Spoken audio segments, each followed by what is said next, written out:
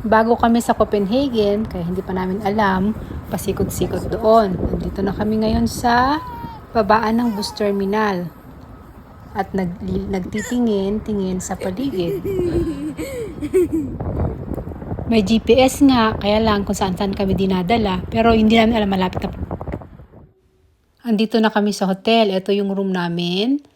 3 bed. Isa kay Claudia, isa kay asawa ko, saka sa akin. Ayan, may sabitan ng mga jacket. Tapos merong maliit na table sa gilid. Tapos yan yung higaan ni Claudia, sofa bed.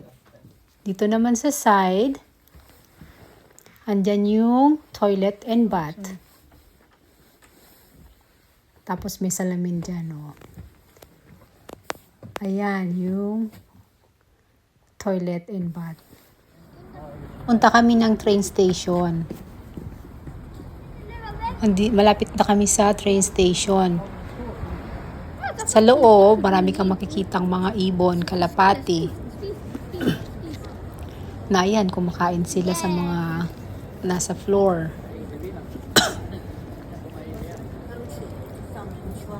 Kasama sa plan namin ang puntahan tong museum na to, na nasa loob din siya ng train station. Nakita ko na siya sa net before pa, kaya sabi ko saka mukhang maganda siya sa loob, kaya tinry namin. Ayan nga, meron ka makikitang parang nipahat. Tapos ito nga parang swimming pool na mga plastic na bola. Ayan, hindi makatayo si Rene. Tapos ito siya, pwede kang magpa-picture. Ayan yung bangka na parang kang mahuhulog sa bangka.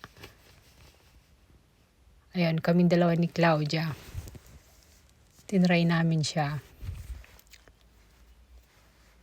Siyempre, iba-ibang pose. Halos pareho lang pala ng pose. Ito namang isa, yung parang mahuhulog si Claudia, tapos aabutin ni Rene yung kamay niya. Ayan, silang dalawa naman yan. Kinuhanan ko ng picture. Yung para bang mahuhulog ka na. Tapos merong isa na kukunin yung kamay mo para tulungang tumaas. Ito namang isa na to, ito yung maganda siya kasi yung pag tinignan mo sa kisame, meron siyang continuation ng view. Ito sa isang room naman, yung itatry mo yung mga yan, no, yung upo ka dyan sa parang bola na yan. Kasi ito naman yung iba-ibang klase ng ilaw. Iba-ibang kulay pala. Ayan, ang ganda niyan tignan.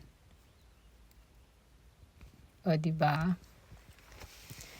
Tapos sa next room naman, ito naman yung upo ka sa parang carpet siya na lumilipad.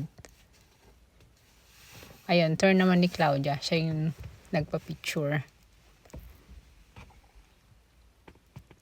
Tapos the next room na naman, tapos itong isang room na naman saan pwede ka magpa-picture na may nakalagay na Happy Valentine's Day sa likod. Siyempre kami ni Rene, tapos si Claudia saka si Rene. Tapos sa next room naman, ito naman yung para siyang cube na pwede kang pumunta sa loob. May iba-ibang kulay. Nag-iba yung color ng ilaw.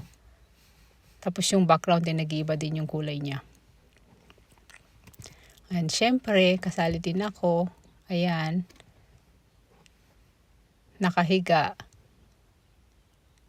Napagod man ako sa kakaikot. Ayun, papalabas na kami. Nasa labas na pala kami. At ito naman yung pwede mong lagyan ng coins para makita mo yung paggalaw ng train station, ng train.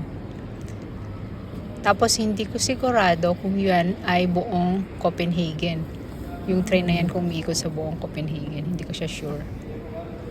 Pero natuwa lang ako makita siya. Yung hotel na pinagstayan nga pala namin, malapit sa train station, malapit sa mga restaurant. At sa mga bilihan din ng mga Asian product, lahat malapit. Kaya maganda siya. Ayan yung anak ko kumakain ng kakulay ng damit niya. Second day namin sa Copenhagen.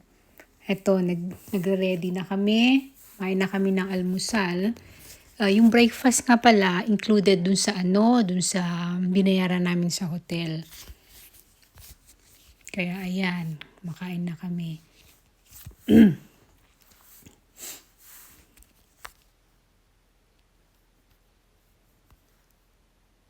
Yung asawa ko, saka yung anak ko, kumakain na sila. Ako naman naghahanap pa ng almusal. Ayun, dito naman na, papunta na kami dito na kami, nag-take kami ng metro. Andito na kami, ito yung tinatawag nilang Fredericks Church, kung saan dito kinakasal yung mga Danish royal family. Ang ganda niya. Ito yata yung likod niya. Ayan. Sa likod yan. Tapos yung nakikita niyo mga building sa paligid. Ang ganda ng mga building sa paligid. Yung Hello structure po, ng building. nandito kami sa Copenhagen. Tapos on the way na kami, papunta sa asawa. Amelienborg. And nandito po yung church. Amelienborg Palace. Kung saan yung mga Danish royalty dito sila nakatira. Ang ganda. Yan, ayan naman yung harap ng church, yung Frederick Church na tinatawag nila sa Copenhagen. Tapos, ito yung tinatawag nilang Amelia Palace. Ang luwag. Ayan siya. Ayan na naman ulit yung aking asawa at anak. Tapos dyan banda, bawat station, hindi ko na matandaan kung ilang station, meron silang mga, tawag na nila dyan, Royal Guard.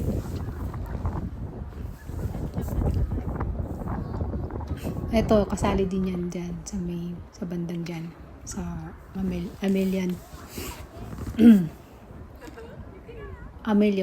Amelienborg Palace. Eto, gustong ko siya, yung parang yung sinaunang panahon sa ibang bansa. Ayan siya, kasabay ko yung lifeguard or royal lifeguard.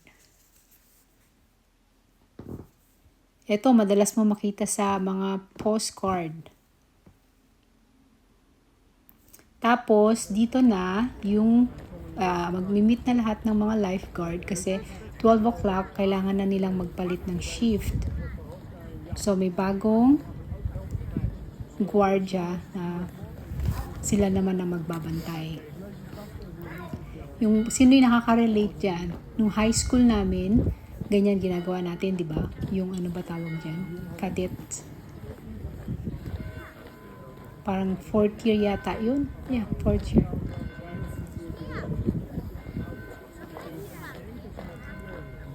Ayan siya. Tapos, pupunta na sila sa kanya-kanyang station. Ayan, hinihintay na lang yung isa.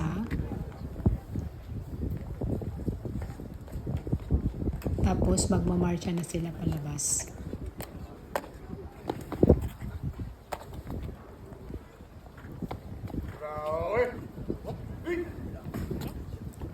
Nung nandyan nga pala kami guys, malamig siya.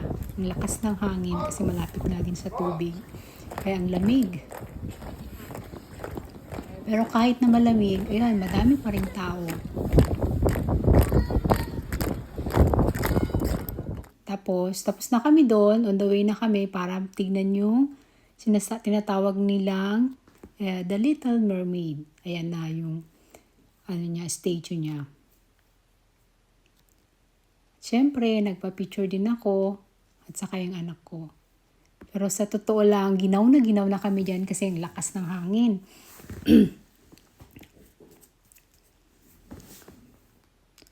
Sobra. Tapos maglalakad pa kami papuntang metro, medyo malayo. Kaya nagbus na lang kami, may isang mamang mabait na pinasakay na lang kami. Libre, hindi kami pinagbayad. Tapos nadaanan nga namin yung iba-ibang building na yan. Ito yung tinatawag nilang courthouse. Yung kanina, yun yung tinatawag naman nilang museum. Pinakamalaking museum. Ayan, nakabalik na kami sa hotel. Ayan, nag-aaral yung anak ko ng Tagalog. Binabasa niya yung message ng kapatid ko. Ang ibig sabihin nun is, sige na, ingat kayo dyan, ate. Yan, Lina, At regards Baby kay Baby at Claudia. Ito na yung last day namin. Kami lang ang nandito.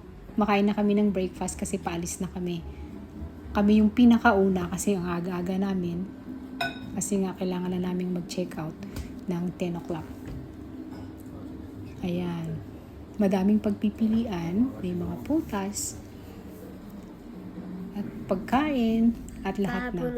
Ayan. Tapos, eto na. Tapos na kami kumain. Papunta na kami ng lobby. Ito yung lobby nila. Malit lang siya guys, pero ayun. Cute siya tignan. Ayan. Ang bakasyon namin sa Copenhagen. Thank you for